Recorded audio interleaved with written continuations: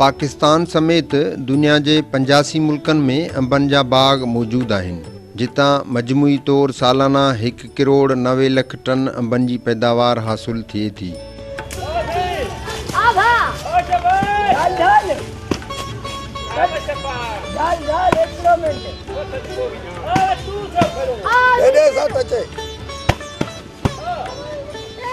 जॾहिं त पाकिस्तान में अंबनि जी पैदावार जो जाइज़ो वठिजे त साल 1999 ऐं 2000 में अंबनि जा बाग रुगो 94,100 हेक्टर ज़रे एराज़ी ते पोखियल हुआ, जंहिंमें अॻु जी भेट में लॻभॻि 75% इज़ाफ़ो त थियो आहे, पर बदकिस्मती सां ग़लति हिकमत अमली ऐं आबादगारनि खे सही ऐं नई मालूमात न मिलण सबबि अंबनि जी फ़ी एकड़ पैदावार में अञा ताईं को बि इज़ाफ़ो नाहे थियो।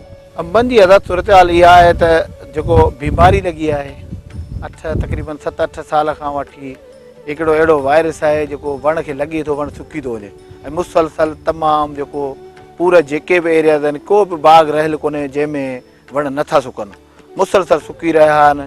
उनजो काफ़ी ज़मींदारनि खे नुक़सानु पहुची रहियो आहे। असीं उन ते दवाऊं ॿिया काफ़ी उन ते तजर्बा कया अथऊं, पर उनखे कैंसर अलाए छा आहे वण खे ख़तमु बिल्कुलु करे छॾे थी।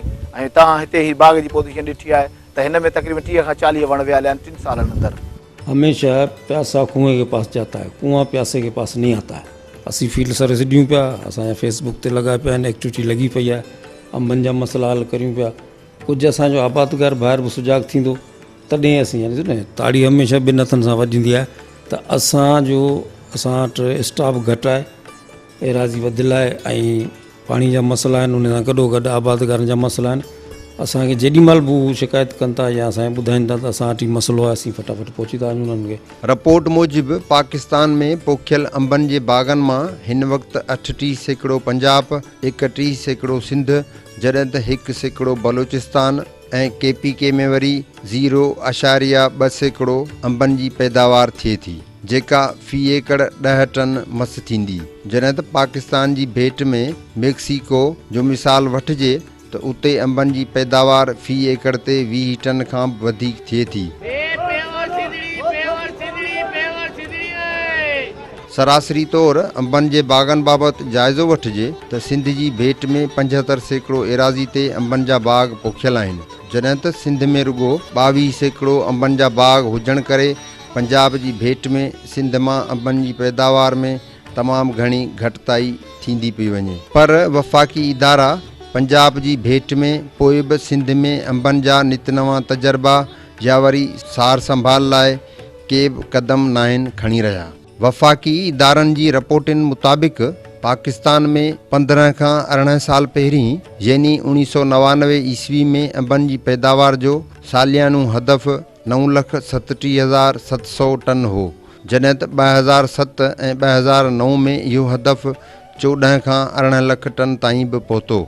पर बाद में यानी हाणे गुज़िरियल 5-8 सालनि दौरान अंबनि जो नई हदफ़ हासिल थी सघियो आहे ऐं नई वरी फ़ी एकड़ पैदावार में को ख़ातिर ख़्वाह इज़ाफ़ो थींदे नज़र आयो आहे।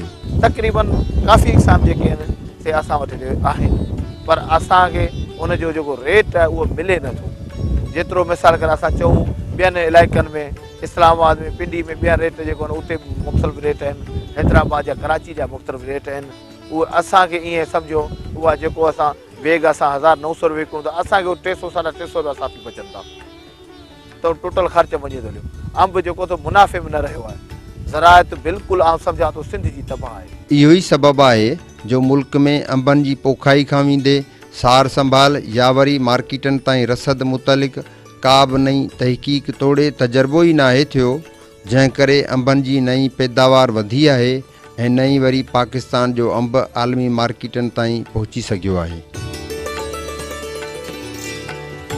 जेतोणीकि मुल्क में हुकूमत पारां अंबनि खे नंढी सनत जो दर्जो ॾिनल आहे, पर अंबनि जी पैदावार ते थींदड़ ख़र्चनि यानी भाण, डीज़ल ऐं दवाउनि जे अघनि में ॻाटे टोड़ इज़ाफ़े आबादगारनि खे अंबनि जा बाग सिर्फ़ शौक़िया पोखण ताईं महदूद करे छॾियो आहे। पाकिस्तान में अंबनि जी पैदावार वधाइण त परे जी ॻाल्हि, हिते रुगो अंबनि जे जिन्सनि जो ज़िक्र कजे त नाले मातर जिन्सूं मौजूदु आहिनि, पर जेकॾहिं दुनिया में ॿियनि मुल्कनि खे छॾे पाड़ेसरी मुल्क इंडिया जो ज़िक्र कजे त उते बि अंबनि जूं हज़ारें जिन्सूं मौजूदु आहिनि।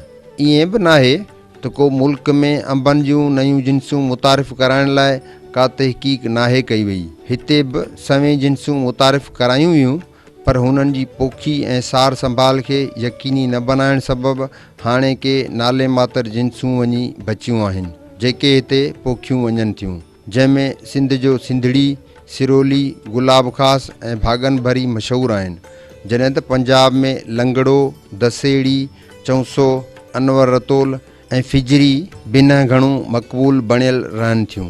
अहिड़ी रीति वरी बलूचिस्तान में रुगो अलमास ऐं सिंधड़ी, KPK में वरी लंगड़ो या चौसो ई पोखियो वञे थो। असां वटि सभ खां जेका पुराणी जिन्स आहे उहा सिंधड़ी आहे। सिंधड़ी आहे, चौसो आहे, इलाही जिन्सूं आहिनि, वाङणपली आहे, हींअर नीलम बची वई आहे, लाल बादशाह आहे ऐं तोतापुरी आहे। काफ़ी अहिड़ियूं जिन्सूं आहिनि जेके असां वटि हिते मशहूरु आहिनि असांजी सिंध में। कुझु वरी अपर साइड में आहिनि जिन्सूं, त हाणे जीअं असां वटि अनवर टोलबा आहे, वो मशहूर है। कुछ आगाटियूं कुछ पछाटियूं। सिंध क्या मशहूर है, पूरी दुनिया में सिंध क्या मशहूर है। महंगो वर्ल्ड हिस्ट्री के अंदर चैनल टू मीरपुर टेस्ट के हिसाब से जो ना, चैनल टू मीरपुर मशहूर आम है टेस्ट के हिसाब से वर्ल्ड महंगो के अंदर। आप जाके सर्च करोगे ना टेस्ट के अंदर, पूरी दुनिया के अंदर चैनल से लेके मीरपुर का जो आम है, सिंध क्या मशहूर है, सिंधड़ी आम। पाकिस्तान में अंबनि जी पोखी ऐं पैदावार जी ॻाल्हि कजे त इते छिरकाईंदड़ सूरत हाल साम्हूं ईंदी, छाकाणि त मुल्क में ख़ासि करे सिंध में ज़राअत खाते पारां अंब खे आलमी मार्केट ताईं रसद लाइ के ख़ासि कोशिशूं नाहिनि वरितियूं वियूं ऐं न ई खातो आबादगारनि खे पैदावार या अंबनि जी पोखी बाबति का ख़ासि ॼाण फ़राहम करे सघियो आहे, जंहिं करे सिंध जो अंब अॻाटो लहण सबबि रुगो कराची, मुल्तान ऐं सियालकोट समेत पंजाब जे वॾियुनि मार्केटनि ताईं मस पुॼे थो। या वरी सिंध जे हैदराबाद ऐं मीरपुर ख़ास जा अंब घणो करे सखर, शिकारपुर, घोटकी, बदीन ऐं ठट्टो ताईं महदूद रहनि था, जंहिं करे हू अंबनि जी पैदावार मां चङो लाभ हासिल नथा करे सघनि। असां आम माण्हू आहियूं, असांखे त ख़बर न आहे त कहिड़ियूं बीमारियूं आहिनि। एग्रीकल्चर जा को बि इदारो असां सां राब्ते में न आहे, न कंहिं वटि वियो आहे, न कंहिं माण्हू ख़बर आहे त एग्रीकल्चर आहे छा।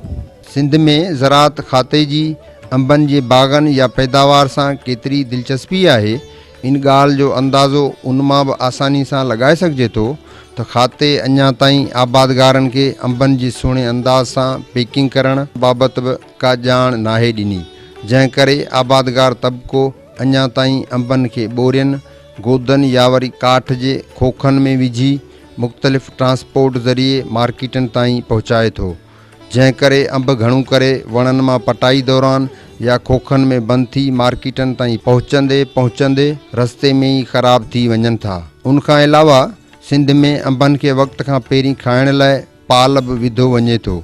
आमों को पकाने का प्रोसेस ये होता है, इनको पहले वॉश किया जाता है। वॉश करने के बाद में इनको मटकों के अंदर रखते हैं, फिर उसमें कार्बेट की पुड़िया लगाई जाती है।